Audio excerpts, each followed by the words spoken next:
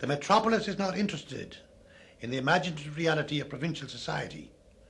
It only asks the provincial to perform. The authentic thing they look upon as indecent courage on the part of the man whose job it is to entertain them.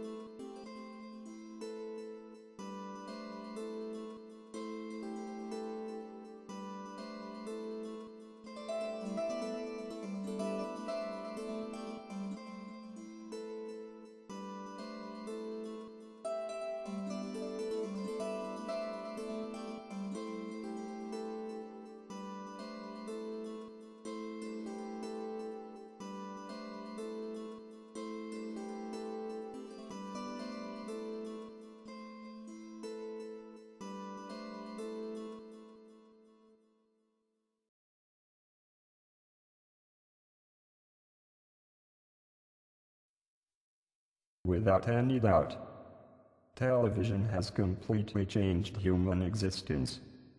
However, where the enrichment of humanity is concerned, television has been led astray. You see, it has a special quality. It is a quality that most people do not detect. For quite some time, it has been known that television can infiltrate the human psyche more effectively than any other medium. This is because the machinations of television are almost invisible to the human mind. It mimics the very behavior of the mind itself. Close-ups, flashbacks, storylines, and visualizations of future events are all devices shared by the mind and by the television. In this way, television actually imagines things on your behalf.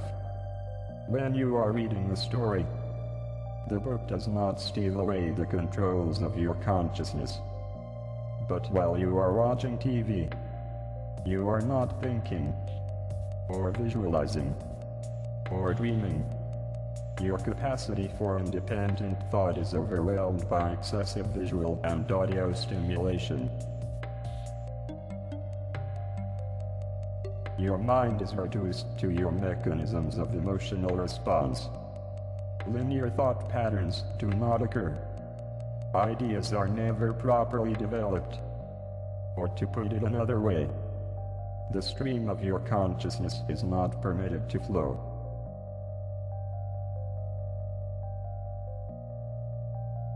So you might now be thinking that independent thought begins again when the experience is over. But ask yourself, when? When is the experience over at an end? Look around you. Televisions are everywhere. And even when they are not, the facile storylines, the curious fascinations, the absurd affectations, are always on the minds and lips of those who partake of the TV experience. And that is absolutely everybody. When television found its way into the minds of all people, it did a powerful thing. It made a temple of itself. And then it assumed an authoritarian stance over a very important matter. That matter is culture. The TV set stands motionless in the corner of the room, as if it were an altar to the special truths of the outside world. But its messages flow rapidly through our minds and sprinkle false notions about choice and about reality. You see, the choice is only for what you watch or what you buy, and the reality is only a reality that is defined by television. The true realities and the authentic things can no longer survive in this medium. This is because Internal authenticity is always forced to give way to an external agenda.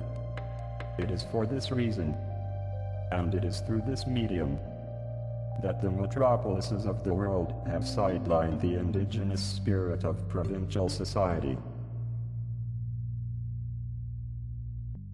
The ultimate aim is that we all should act as one, different in origin of course, but identical in our consumption of a homogenized culture. By this medium, you might say, we are destined to become America.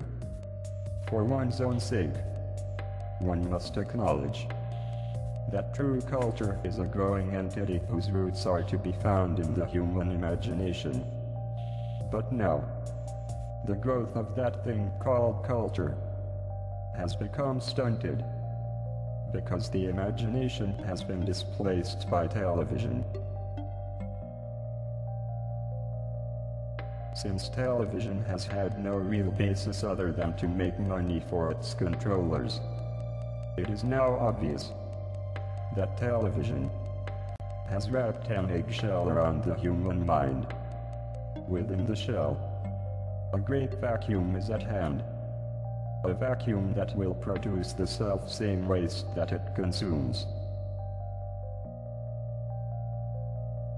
In this context, true cultural growth is impossible. Quite intentionally, the yoke that feeds the mind has been allowed to bleed out of the system, and all people must eventually come to see this and understand that culture, if it is to be true, cannot be imposed upon a person. It has to be grown from the inside, and then naturally work its way out into the world. Only then will it dignify the societies in which we live.